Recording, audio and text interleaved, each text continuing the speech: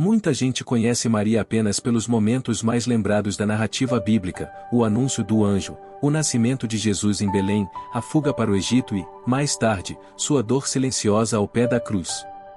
No entanto, quase ninguém se detém para pensar no que aconteceu com ela depois da morte, da ressurreição e da ascensão de Cristo. O que foi da vida daquela mulher que esteve presente nos capítulos mais decisivos da encarnação do Filho de Deus? O que aconteceu nos anos seguintes, quando os apóstolos começaram a proclamar ao mundo que Jesus havia vencido a morte? É justamente nesse silêncio das Escrituras que surge uma das reflexões mais profundas sobre Maria. Porque, talvez, os anos menos comentados da sua vida tenham sido também os mais importantes no cuidado e na preservação da memória cristã. Depois da crucificação, a vida de Maria não poderia continuar como antes. Tudo havia mudado. O filho que ela gerou, protegeu, acompanhou e viu cumprir sua missão agora havia sido entregue, morto e glorificado. Na cruz, porém, Jesus não a deixou desamparada. Em João 19, ao olhar para sua mãe e para o discípulo amado, ele estabelece uma nova realidade: mulher, eis aí teu filho, e ao discípulo, eis aí tua mãe. Aquela cena não era apenas um gesto de cuidado humano em meio ao sofrimento. Era também o início de uma nova etapa. A partir daquele momento, Maria deixava para trás a antiga rotina ligada à convivência terrena com Jesus e passava a ocupar um lugar dentro da comunidade que nascia a partir de sua morte e ressurreição.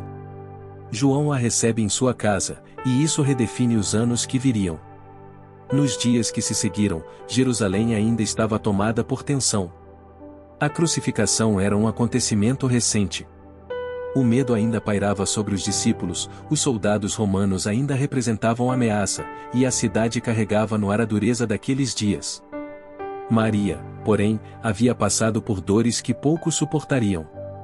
Décadas antes, Simeão havia dito que uma espada atravessaria sua alma, e agora essa profecia havia se cumprido de forma brutal diante de seus olhos.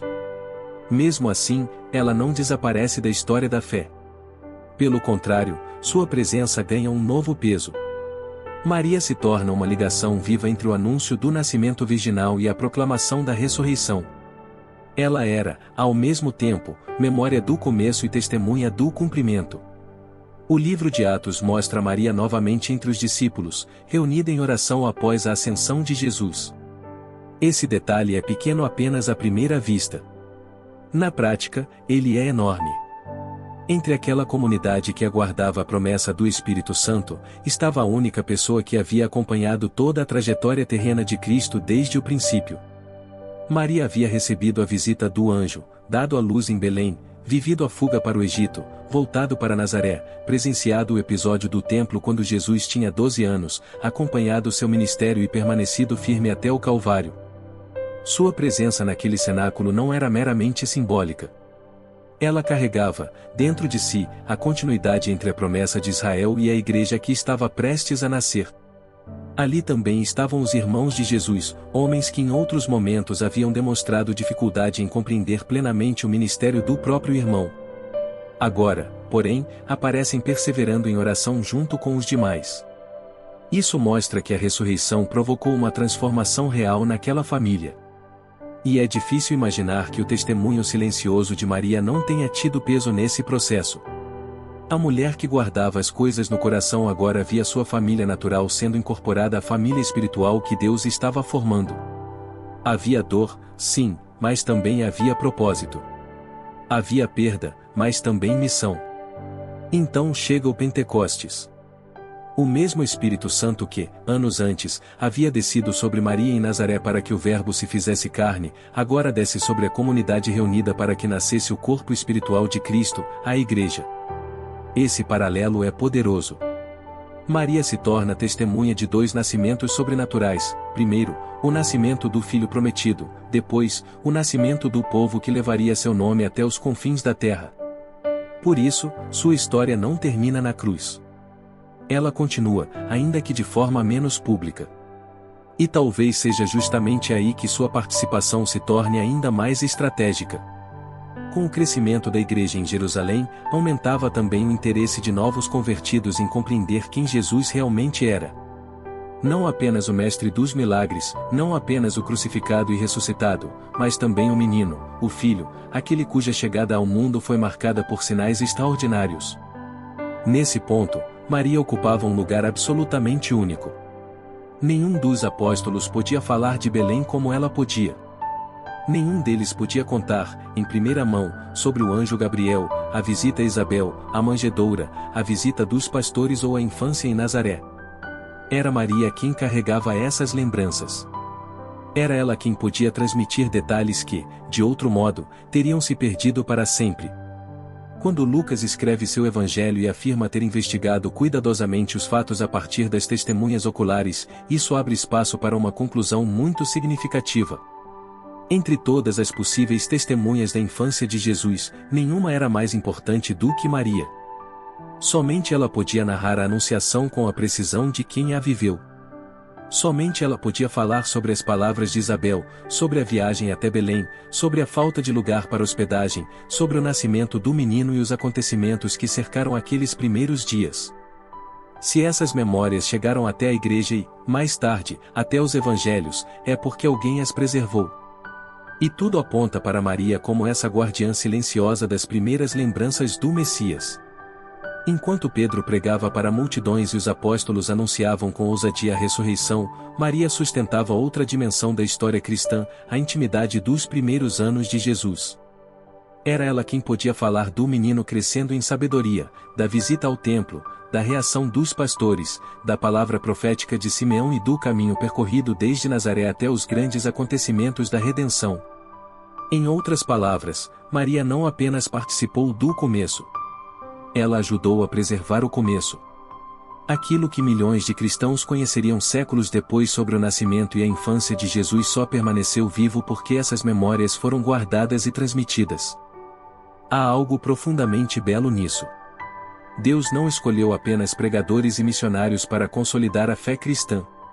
Ele também escolheu uma mulher silenciosa para conservar, com fidelidade, as lembranças que dariam profundidade humana e histórica ao Evangelho. Maria se torna, assim, uma ponte entre a história vivida e a história escrita. Em algum momento, aquilo que antes estava guardado no coração começou a ser compartilhado com a comunidade. Talvez em conversas simples, em encontros discretos, em momentos sem qualquer aparência grandiosa. Mas dali sairia uma parte essencial da narrativa cristã. Com o tempo, no entanto, Jerusalém passou a se tornar um lugar cada vez mais perigoso para os seguidores de Jesus. A morte de Estevão marcou o início de uma perseguição severa.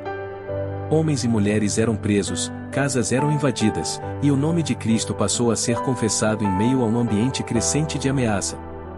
Para Maria, esse cenário certamente trazia à memória a hostilidade que havia cercado a condenação e a morte de seu filho. Mais uma vez, autoridades religiosas e estruturas de poder se levantavam contra aqueles que pertenciam a Jesus. Mas a perseguição, ao mesmo tempo em que feria a igreja, também espalhava sua mensagem. Os discípulos foram dispersos para várias regiões, levando consigo o anúncio do Evangelho. E junto com a pregação apostólica, é muito possível que também tenham viajado ecos das memórias preservadas por Maria. Assim, sua influência silenciosa começava a ultrapassar Jerusalém, alcançando pessoas que jamais a viriam pessoalmente, mas que receberiam, através da tradição apostólica, as lembranças por ela conservadas. É nesse contexto que surge uma antiga tradição cristã, a ideia de que João, responsável por cuidar de Maria, deixou a Judéia e foi para a Ásia Menor, especialmente para Éfeso, levando-a consigo. A Bíblia não descreve diretamente esse deslocamento, mas a tradição cristã antiga associa os últimos anos de João àquela região, e muitos relatos posteriores ligam também Maria a esse caminho. Se isso de fato ocorreu, o simbolismo é impressionante. A mulher que viveu grande parte da vida entre Nazaré, Belém, Jerusalém e as estradas da Judéia teria atravessado o mar rumo a uma terra estrangeira, em uma fase já avançada da vida. Imagine a profundidade dessa mudança. Maria, cuja história estava toda enraizada na terra de Israel, deixaria para trás lugares carregados de lembranças, a aldeia onde receberá o anúncio do anjo, a cidade onde dera luz, o templo onde ouvirá profecias e a colina onde vira o filho morrer.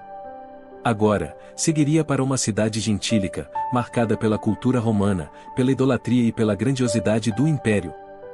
Éfeso era uma metrópole totalmente diferente da simplicidade de Nazaré. Suas ruas, seus edifícios, seus idiomas e seus cultos pagãos compunham um cenário distante de tudo o que havia moldado a juventude de Maria. Mas talvez haja nisso uma mensagem espiritual muito profunda. Deus não a deixou confinada apenas ao passado sagrado de Israel. De certo modo, permitiu que ela também testemunhasse, em silêncio, a expansão do Evangelho entre os povos. A mulher que gerou o Salvador em solo judeu agora veria, mesmo que discretamente, o avanço da fé para além das fronteiras de Jerusalém. Sua presença em uma região gentílica se torna, então, um símbolo vivo de que a mensagem de Cristo não permaneceria restrita a um único povo. A tradição mais forte diz que Maria não teria vivido no centro movimentado de Éfeso, mas em uma região mais afastada, nas colinas próximas da cidade.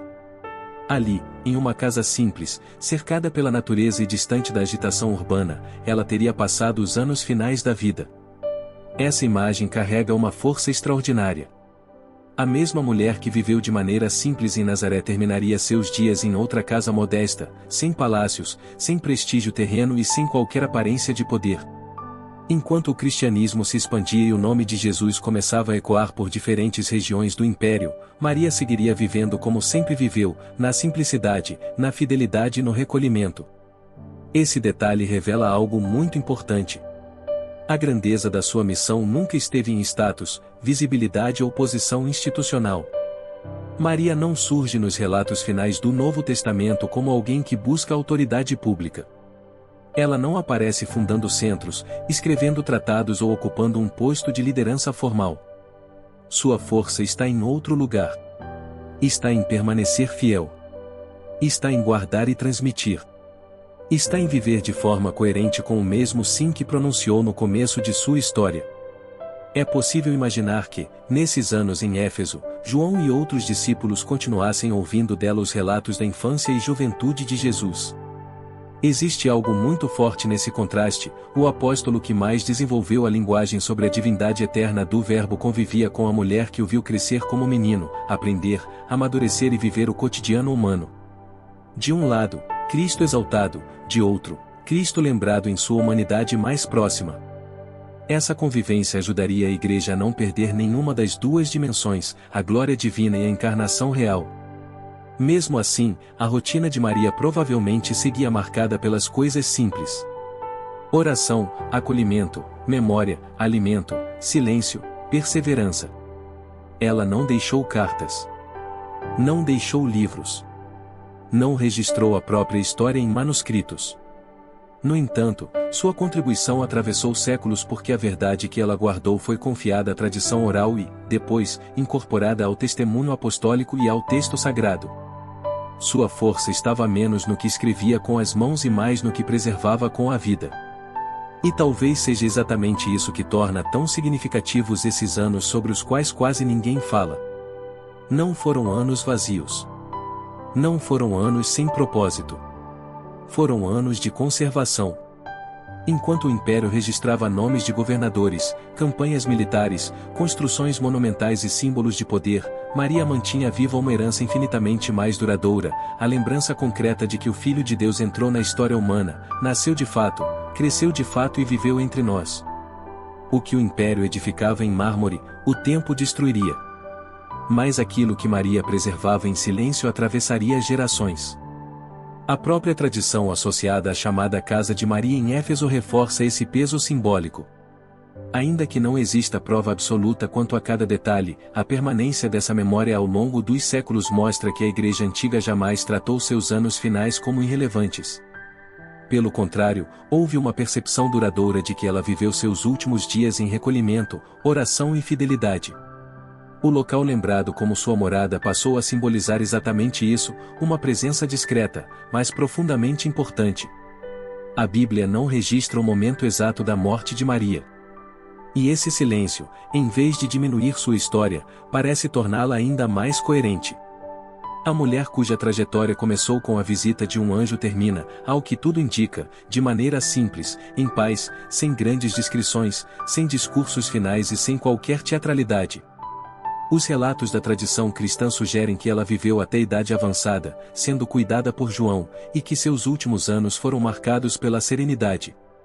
Alguns associam essa fase final a Éfeso, outros preservam memórias ligadas a Jerusalém.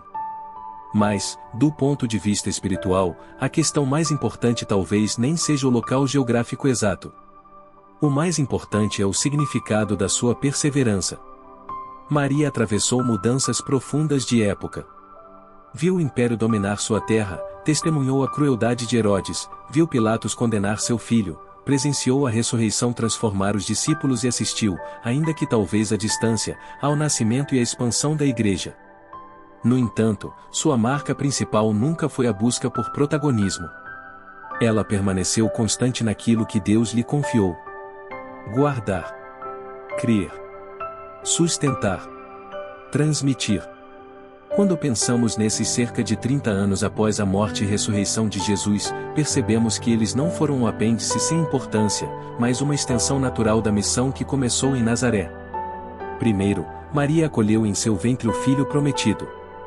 Depois, em silêncio, ajudou a preservar a memória que sustentaria o entendimento da Igreja sobre quem esse Filho era. Seu papel já não era conduzi-lo fisicamente pela mão, mas garantir que as gerações futuras não perdessem de vista a verdade da sua encarnação. Isso torna seus últimos anos profundamente belos. Maria termina a vida da mesma forma que a viveu, sem aplausos, sem construir sua própria grandeza, sem buscar ser vista. O mundo talvez não tenha registrado a data exata, o lugar definitivo ou os detalhes de sua despedida. Mas, na lógica da fé, isso combina perfeitamente com sua trajetória. Desde o início, Deus agiu por meio dela em caminhos que o mundo dificilmente valorizaria. Uma aldeia pequena, uma jovem simples, uma manjedoura improvisada, uma vida escondida, uma mãe fiel. Tudo na história de Maria aponta para a lógica divina de exaltar o que parece pequeno aos olhos humanos. Mais tarde, tradições cristãs desenvolveriam formas de honra, reverência e devoção ligadas à sua memória. Mas antes de qualquer construção posterior, existiu a mulher real, envelhecendo, orando, lembrando, permanecendo. Uma mulher que provavelmente revisitava em pensamento a noite em Belém, a voz do anjo, as palavras de Simeão, a infância em Nazaré, os passos de Jesus pelas estradas da Galileia, a dor do Calvário e a esperança renovada da ressurreição. Seus últimos anos foram como uma costura invisível entre o acontecimento vivido e a fé transmitida. E isso nos leva a uma lição profunda. O mais impressionante na história de Maria não é apenas o fato de ela ter sido escolhida para ser a mãe de Jesus. É também a maneira como permaneceu fiel quando os olhos do mundo já não estavam voltados para ela. Seus anos finais confrontam diretamente a mentalidade de uma geração que costuma valorizar apenas o que aparece, o que impressiona e o que recebe reconhecimento imediato. A vida de Maria ensina o contrário. Ela mostra que Deus continua realizando suas obras mais profundas no silêncio, na constância e na obediência cotidiana. Quantas pessoas hoje desprezam os períodos silenciosos da própria caminhada porque neles não há aplausos, visibilidade ou resultados espetaculares?